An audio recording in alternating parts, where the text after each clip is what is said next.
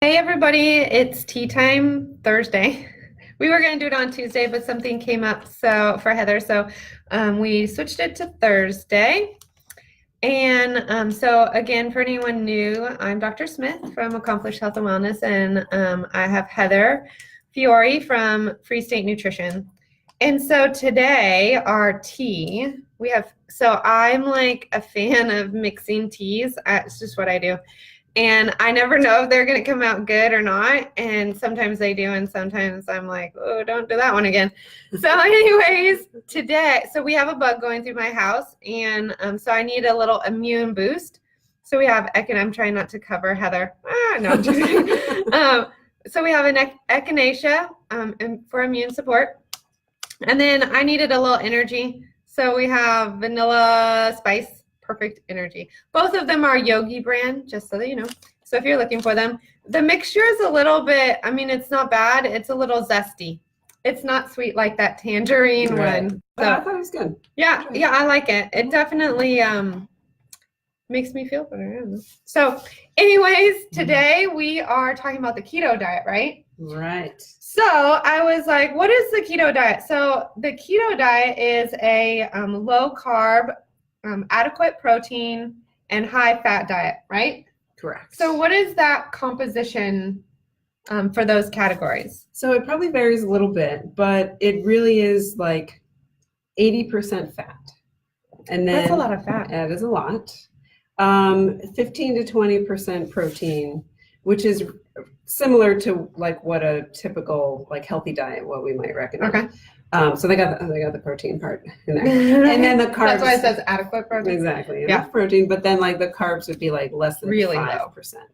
Yeah. And like a regular healthy diet, like say if you're following My Plate, for example, which granted most people are not eating it like the My Plate, right. Not following those recommendations, but if they were, it would be something like 30% fat, 20% protein, or 15 to 20, and then like 50 to 55% carbohydrate.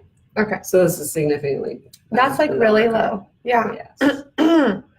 So one thing I learned that was really cool, I thought, was that the keto diet actually was created in the 1920s by there was actually two physicians that did it. One kind of started it, and then it was actually a pediatrician that put down like, this is how much of this, and this is how much of that, and this is how much of that should be in it. And it was created for epilepsy, to treat epilepsy in kids. And it's kind of fallen by the wayside as far as like treatment goes because of all the anti-epileptic medication that we have now. But apparently, if you do have seizures, your kids have seizures, and your medicine isn't controlling it better or like adequately enough, you could try the keto diet, and actually it does work for that. Mm-hmm. Yeah, and I would say like just that there are dietitians that specialize in that, that work with people with like intractable seizures, that don't respond to medicine, put them on this diet, and it works really well. Yeah. So it does have a purpose. It does. We'll just say that. Yeah. Its original purpose wasn't for weight loss, but it does have a purpose. And kind of the interesting thing behind it is that it forces your body to burn fat rather than carbs, right? So that's why the fat content is so high, right? So, just kind of some, for all of you like science geeks out there that are like me and Heather.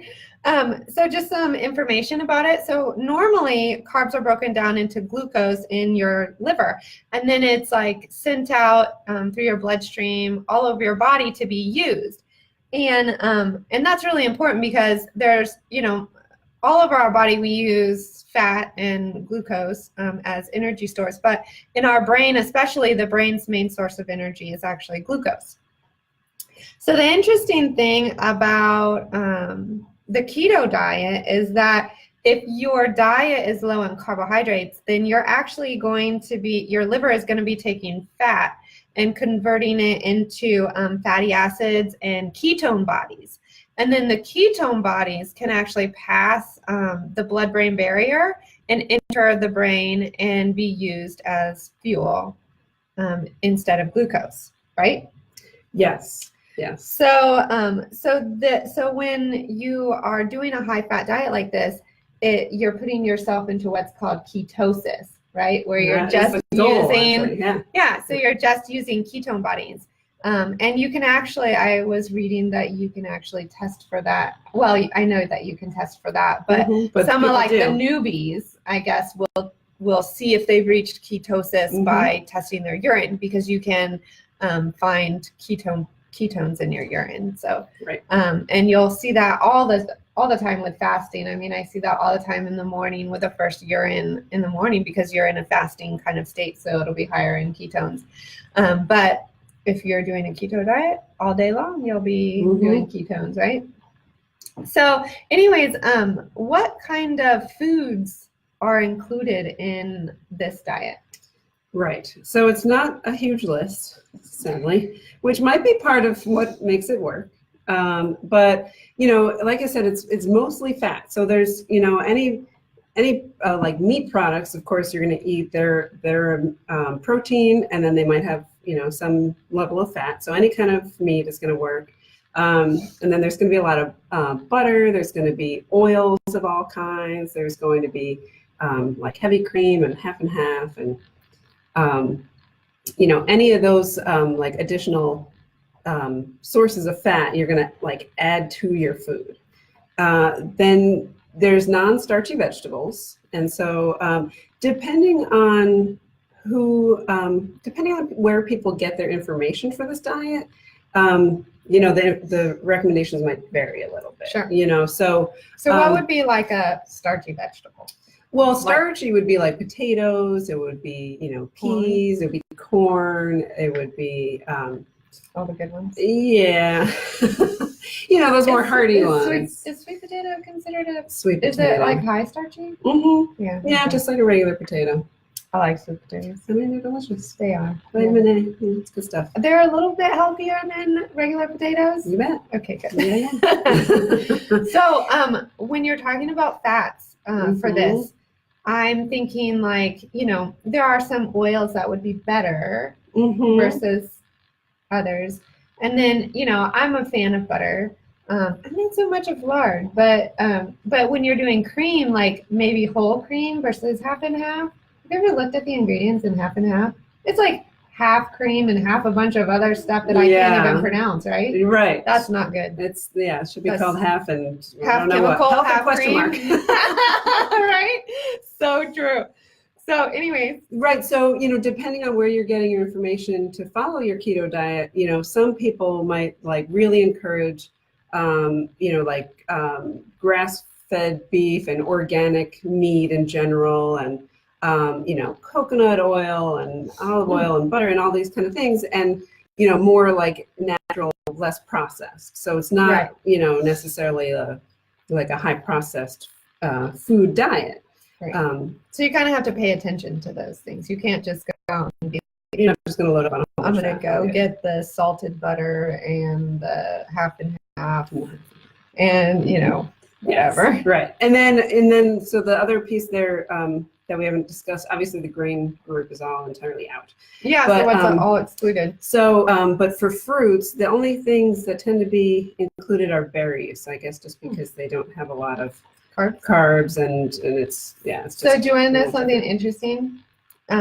One day I learned that, so I was up in the middle of the night, okay? And I was hungry and I wanted to eat something, and I was breastfeeding, right? And so I just wanted to eat something, and I didn't have much but grapes. So I ate some grapes. And do you know what I learned? Is that the grape, actually it takes more energy to actually process the grape in your body than the grape gives you. So I was like, hey, cool, I'm burning fat in here when I'm doing this nighttime snack. So would a grape be in there? Probably no, because it's probably in the other one. Because of the sugar content, I guess. So things that are out would be your starchy vegetables, any carbohydrate food like bread, pasta, cereal, cookies, anything in the like delicious carbohydrate. This doesn't sound like a fun diet. Yeah, and then most fruits are out. Yeah. Mm-hmm. So I'm interested. And legumes. Yeah. Legumes are. They're good for you. Yeah, I'm a big Some fan. of them are like superfoods too, the legumes. Yeah. Right, but they're out. That's not good. No, it's not great. Probably not the best. It's clearly not a balanced diet. No. Right? Let's be clear about that. I mean, definitely one of the things in the risk group, right, is that mineral and vitamin deficiency, because you're lacking quite a bit of this other good stuff that's there, right? Yeah. So I think it's important to think about, why, if you think about why it was even established in the beginning, why it was discovered, it was to treat a medical condition that there was no other options, and it's about, costs and benefits. And for people who have, seizures that can't be controlled, this is great, because they've got something they can do, and the benefits outweigh the risks. Right. And there are some other, other diseases that it could potentially work for. So I was, seeing things like other neurological diseases, right? Dementia, which makes sense. The dementias, just like seizures, the Alzheimer's, Parkinson's. It actually works pretty well with diabetes, but mainly type 2 diabetes. The type 1, is actually pretty scary if you're doing this diet. You really don't want to be on this diet. Right. Or if you do, you really need to work with your doctor, right? Because your doctor needs to help you adjust your insulin, or you're going to be in some serious trouble. Yeah, you're going to be dead. Or somebody will have to call the ambulance for you because your blood sugar is going to tank. Yeah. So definitely don't, if you're a type 1 diabetic, do not go on this diet on your own. Right. And if you're type 2 and you take insulin, you also need to be really careful. Yes, definitely. Because obviously your carb load is what is going to be determining a lot of your insulin use. So if you're all of a sudden dropping your carb load off, you're going to be dropping yourself to the floor if you do the same insulin level. Right. So, and that's scary stuff, people can really go loopy and not know what's going on, and then they try to get help and they don't know what's going on either. You cannot make good decisions when you're in that very low low blood sugar state. Yeah. So what other things did you see? Because I saw some other benefits, so there is some better brain function with this. A lot of people say that they have clearer thinking, and the thought behind it is that the ketone bodies are processed a little bit different in the brain when they're used for a fuel, and so that might be why. I'm not sure, because there's a few of the other things that happen that make you feel really crummy that you obviously cannot be thinking brain fog, Right. That's what you're gonna have. But there was some other things that helped, like decrease inflammation. Well, that might be just because you're not eating a lot of the inflammatory foods, right? So there's a really good book called It Starts With Food. Have you ever read that book? I don't. No. It's like not a dietitian's handbook by any means. It's definitely an easy read. But it talks about how foods are processed in our body and what they do, just in general. Okay. So I really like that book. It Starts With Food. But it talks about the inflammatory foods. So there are foods in your body, if you're getting a lot of inflammation, that you should avoid. And they're being avoided already on this diet. So decrease in inflammation. I guess long term you can have some increased energy with this. Not in the beginning though. You got to get past the keto flu, which we'll talk about. But I guess long term you can get some increased energy. And of course, improved body composition. Right. That's because you're losing weight. True, but I've also seen that you lose some lean body mass. Yes. Yeah, I have. I did see that too. And that's not what you're going for, right? And a lot of the weight loss, especially in the beginning, is water weight. And so you're losing a big amount of water weight and causing some dehydration, right? And so that can cause some problems too. And then, it is actually really good for insulin resistance. So that's why it's actually a pretty good one for diabetics, because they have some insulin resistance. Also, we see that in PCOS, so polycystic ovarian syndrome. They have insulin, and metabolic syndrome. We see that. So they have insulin resistance. And so this does decrease your insulin resistance because your carb load is less, but it's not sustainable. Well, right. And that's where those, the pros and cons and the benefits probably don't outweigh the negatives. For most people, and especially if you're just trying to lose weight, because it is so restrictive. I mean, there's so many things that you can't eat on this diet, and it's hard to go out to dinner, and it's hard to go to someone's house. And it's hard to like your life. It's hard to like life without carbs. I mean, that's just how I feel. Me too. So it has to be really worth it to you. If it's gonna prevent your seizures, you're a little more motivated than you're just trying to lose weight, when there's so many other ways to lose weight or not do that. Also, maybe just worry about health. And so it really can be potentially. I think it's worth talking about the potential dangers for people trying to lose weight. Well, like the dehydration. Yes. So dehydration is just bad in general. Some people have to actually go to the hospital and get IV fluids for this because of the dehydration. So when you do that, you're just gaining back your water weight, right? But when you get dehydrated, other things that it can cause are leg cramps. So Charlie horses, that are waking you up in the middle of the night, and you're trying to tell somebody to straighten your leg or bend your foot or whatever. Yeah, that's your keto diet. So you don't want to do that. So there's also a keto flu that goes along with this. And it's seen in the first couple of days to weeks, the first week or two.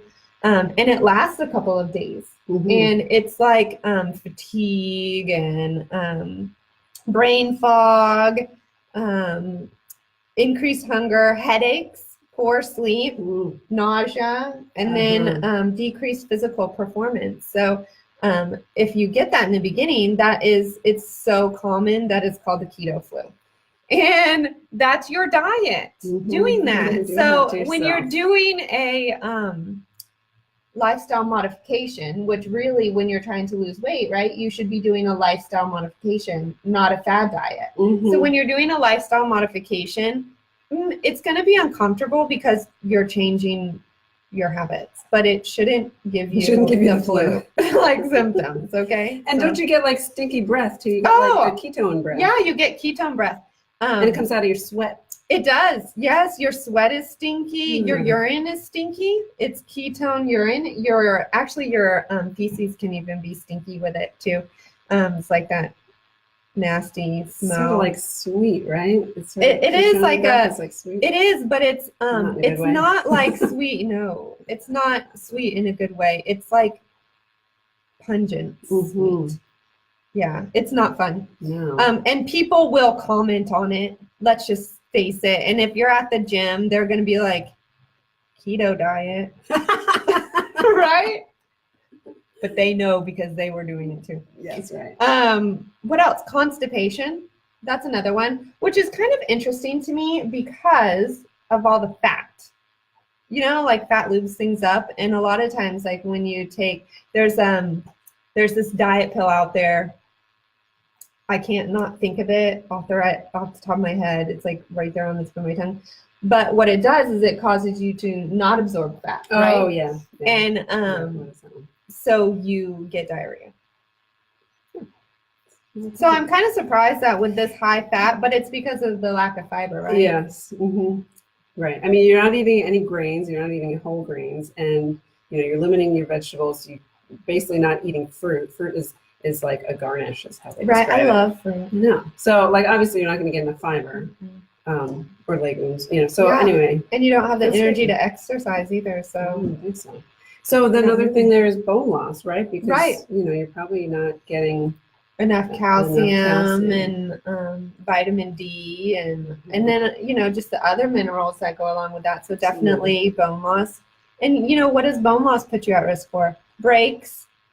You're young. You don't want to broken anything. I had a broken ankle recently. It sucked really bad. So don't do that. What else? Increased heart rate. And that's oftentimes related to decrease in salt and also dehydration. So if you're starting to feel like your heart is racing, skipping beats all of a sudden, eat some carbs, and that will help. Kidney stones. Yeah, that makes sense. And they saw that a lot actually with the kids that were the epileptic kids even. They saw kidney stones in the kids. And then occasionally you'll see ketoacidosis, but I've heard that that's rare, but they have seen it with this diet. Really? Mm-hmm. It's not supposed to happen, right? But it can. So, and you know why? Because not everyone follows the book. They didn't read the handbook when they came out, so some people get it. And then increased cholesterol, duh. Right. But and sometimes it's good for your cholesterol to increase, right? Because you want your good cholesterol to increase. Right. And I think they see that, but I think the long term is like that it potentially is not good for you. Right, because you don't want your triglycerides and your LDL. Sorry, you want your HDL to go up, but you don't want your LDL to go up. And actually, the interesting thing about cholesterol is that there's good and bad of both good and bad cholesterol, right? So even if your HDL is going up, it might not be the good kind, it might be the bad kind. So, and then the rash, the keto rash, it's so common. So if you're getting the keto flu and the keto rash, the diet's bad for you, right? Like, don't do the diet. Okay, so the rash is oftentimes seen in women, actually more than men. And it's like this, it can be pink or brown little rash. And it's oftentimes on your, or red, sorry. It can be red, brown, or light pink. And it's itchy and it's raised. Here I am scratching myself, but I don't have the keto diet, I'm still scratching myself. And it's mainly found on your neck, your back, your chest, your shoulders, your torso, and your armpits. But it's less on your extremities. And it has a fancy name. It's called prurigo pigmentosa. Can you say that like 20 times? Prurigo pigmentosa. That's a tongue twister. And so how do you get rid of it, right? It's the rash is actually caused by a nutrient deficiency. Guess which one? Some B vitamin. Yeah. So how do you fix it? Eat carbs. Eat your carbs. Yeah, actually, what they say is that if you kind of increase your carbs quite a bit, it'll go away within 2 days even. So if your body's getting a rash from your diet, the diet isn't good for you. Your body's telling you something. Listen to your body, people. Like, we don't listen to our bodies enough. We don't, and that is one of the major things that that I like to help people with is like, you know what, you can trust your body. Right? We think with all these diets like that we need to be told how to eat because we can't know. Because we don't, like our bodies don't know. Our bodies can't be trusted.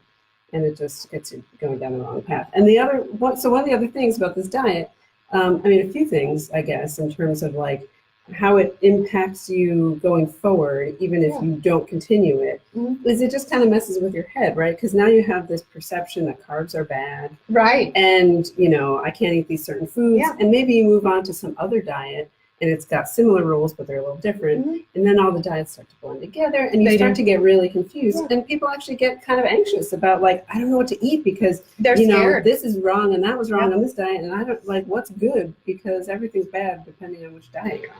Right. So really kind of vilifies carbohydrates, which, becomes a problem because then, you don't carbs are good. Carbs are good. They taste good. And they're delicious. They are. And we need them. We do need them. We do. Yes.